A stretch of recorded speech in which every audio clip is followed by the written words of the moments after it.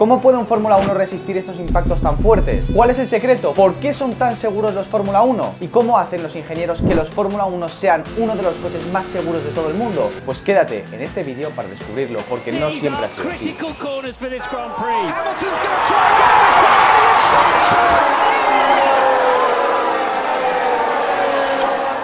Antiguamente la seguridad pasaba a un segundo plano. Cuando se creó la Fórmula 1, el chasis monocasco ni siquiera existía. No fue hasta pasados unos años que se inventó el monocasco de aluminio, lo cual fue una revolución impresionante en temas de seguridad, ya que tener un monocasco y encima de aluminio era la última tecnología para la época y el impacto de los accidentes se podía minimizar mucho. El siguiente paso vino por parte de McLaren y su famoso MP4-1, el primer coche de la historia en montar un chasis monocasco de fibra de carbono, lo cual revolucionó por completo los estándares de seguridad en la Fórmula 1. De hecho, ese mismo año en el circuito de Monza, si el coche de McLaren no hubiese tenido un monocasco en fibra de carbono, seguramente su piloto no podría haber salido por su propio pie. Y es que si el monocasco o la célula de supervivencia de un Fórmula 1 tiene que pasar ciertas homologaciones. Si no las pasa, el coche no puede competir. Pero ¿sabes realmente cuáles son las pruebas que tiene que superar un monocasco de Fórmula 1? Pues eso es lo que vamos a explicar ahora. Y es que durante el invierno, aunque no haya competición en pista, es uno de los puntos de más trabajo por parte de los ingenieros y los equipos de Fórmula 1, porque están en el proceso de terminar el desarrollo del coche de la temporada siguiente y sobre todo de homologar sus piezas, y una de las homologaciones que tienen que pasar son los crash test de la FIA. Y esto no solo se hace en competición, sino que también para homologar un coche de calle tiene que pasar ciertas pruebas de choque para asegurarse que el coche es seguro. En la Fórmula 1 principalmente hay tres pruebas: la frontal, la lateral y la posterior. Y hay pruebas dinámicas y estáticas en las que se pone a prueba la seguridad del monocasco y se intenta simular lo más parecido a la realidad posible los posibles accidentes que puede sufrir un piloto de Fórmula 1 para que el coche pueda amortiguar lo máximo posible el accidente y por tanto que el impacto no sea tan fuerte para el piloto, y también garantizar la integridad del monocasco y la célula de supervivencia para que el piloto esté lo más seguro posible.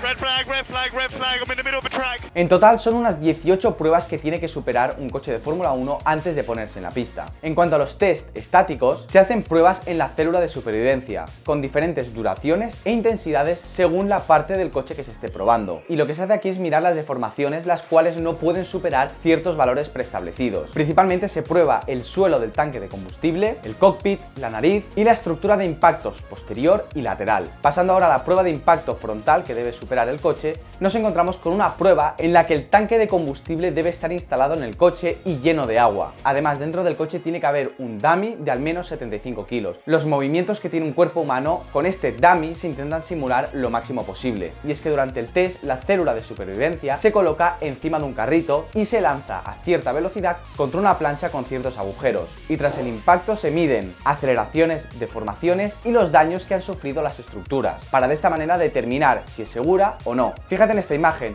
En una parte podemos ver un test que ha sido exitoso, mientras que en la otra la plancha está agrietada y por tanto no ha pasado la prueba de impacto frontal. Y es que sí, esto puede pasar. Los test de la FIA son muy exigentes y cada vez lo son más. Y es que al final los equipos se quieren asegurar que el coche sea seguro, sí, pero hacerlo seguro significa poner más material y hacer un coche más pesado. Y esto también lo quieren evitar, por tanto a veces los equipos tienen problemas para pasar los crash test de la FIA y tienen que rediseñar el monocasco para poder homologarlo. Pasando ahora a otro tipo de prueba, nos encontramos con las pruebas laterales. Los Fórmula 1 tienen unas estructuras en los laterales para evitar la intrusión en caso de un accidente lateral. No olvidemos, en la parte frontal un Fórmula 1 tiene mucho material y puede absorber impactos muy grandes, pero en la parte lateral el piloto está muy expuesto y por tanto tienen que reforzar el chasis para hacerlo más seguro. Y en esta prueba el coche está unido solidario al suelo y un objeto sólido con una masa muy elevada, intentando simular otro Fórmula 1, viaja a cierta velocidad e impacta contra el monocasco de manera lateral. La siguiente prueba que debe pasar es la prueba de impacto posterior, en la que todos los elementos del motor que afecten a la absorción de impactos deben estar instalados, así como las suspensiones y la estructura de la caja de cambios. Y todas estas piezas se fijan al suelo y de nuevo un objeto a cierta velocidad se lanza para impactar contra la estructura de impactos trasera. Es un test que, como ves, seguramente sea el más costoso porque hay muchas piezas del motor, suspensión y caja de cambios, sobre todo, que forman parte de la estructura de impactos. Y es que en un impacto posterior no solo está absorbiendo la energía el monocasco, sino sino que también todos los componentes del motor se están deformando y absorbiendo el impacto. Aparte de estas pruebas, también hay otras que debe pasar un Fórmula 1 para poder ser homologado. Una de ellas es la estructura de roll. La célula de supervivencia tiene dos estructuras anti-roll. La principal está situada en la toma de admisión del coche, que es básicamente la parte más alta del monoplaza donde se instala la cámara. Y la otra antiguamente estaba en la parte frontal del cockpit. Sin embargo, desde que se introdujo el halo, esa segunda estructura anti-roll es el propio halo. ¿Para qué sirve esto? Pues bien, en caso de que el coche vuelque, esta estructura anti-roll lo que hará será evitar que la cabeza del piloto toque y roce contra el asfalto. Si trazamos una línea de la toma de admisión del coche hacia el halo, vemos que la cabeza del piloto nunca tocará contra el asfalto, ya que serán estos dos elementos los que estarán deslizando sobre el asfalto en caso de que el coche vuelque. Luego también la columna de dirección tiene ciertas pruebas que debe pasar, y es que los pilotos llevan lo que se conoce como el HANS, que es un dispositivo que limita el movimiento longitudinal del cuello en caso de accidente. Este elemento fue obligatorio a partir de 2003. Antiguamente los pilotos, cuando tenían un accidente, las cervicales sufrían muchísimo, porque los impactos generados hacían que el cuello se doblase muy peligrosamente para la salud de los pilotos.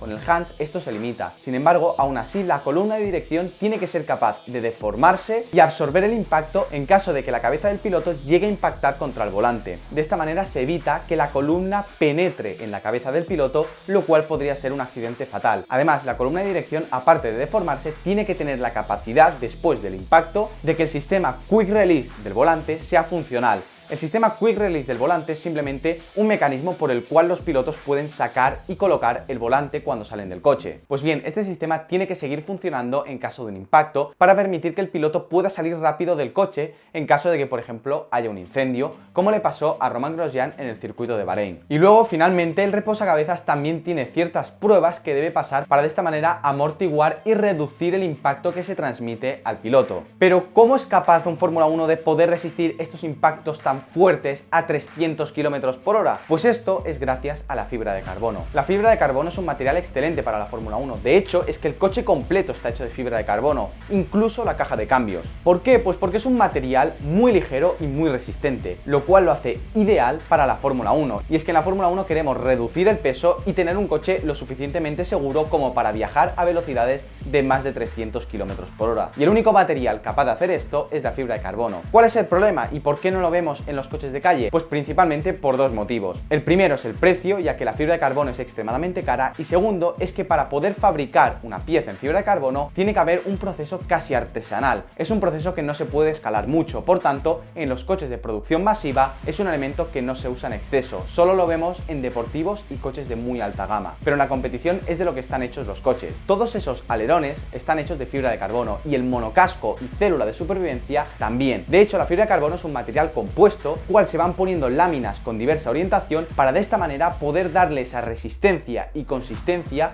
al monocasco y que sea capaz de resistir impactos fortísimos. Estamos hablando que es un material muchísimo más resistente que el acero y a la vez también es muchísimo más ligero. Y los ingenieros también intentan optimizar mucho el diseño del monocasco para que en las partes más exteriores del coche, sobre todo en la zona del morro del coche, la fibra de carbono se deforme. Y esto es bueno. ¿Por qué? Pues porque estás absorbiendo el impacto y amortiguándolo. Los ingenieros no quieren que el impacto sea seco y brusco contra el muro. Quieren intentar reducir y hacer que el impacto sea lo más suave posible. Y a medida que nos vamos acercando a donde está el cuerpo del piloto, cada vez la fibra de carbono es más y más dura para intentar blindar al piloto y que el impacto nunca llegue a romper el monocasco. Por suerte, gracias a estas pruebas de la FIA y al desarrollo en tecnología, la seguridad en los Fórmula 1 ha mejorado muchísimo. Ya no tenemos que lamentar accidentes fatales. Sin embargo, los Fórmula 1 son muy débiles en un punto, y es en accidentes múltiples. Un Fórmula 1 contra un muro puede aguantar impactos fortísimos. Sin embargo, si hay dos impactos seguidos, ahí los monocascos sufren más, y es lo que está intentando desarrollar la FIA para hacerlos más seguros en casos de accidentes múltiples, como le pasó a Antoine Hubert. Además, en los últimos años hemos tenido un accidente muy grave, y es el de Romain Grosjean. En este accidente la célula de supervivencia funcionó a la perfección, el coche no se rompió a pesar de penetrar contra el muro. Sin embargo, el problema fue el tanque de combustible, que dejó salir toda la gasolina y convirtió el coche en una bola de fuego. Por suerte, Grosjean pudo salir por su propio pie y solo sufrió quemaduras. Pero esto es algo que la FIA está investigando muy a fondo para intentar evitar que vuelvan a pasar accidentes así. Estos accidentes son accidentes muy raros de ver, pero al final la probabilidad, aunque sea muy baja, está ahí, y hay que seguir invirtiendo e innovando en temas de seguridad. Y no no olvidemos, Grosjean está vivo gracias a todo el trabajo que se ha hecho durante años y años para mejorar la seguridad de los coches, y también gracias al halo, porque si no,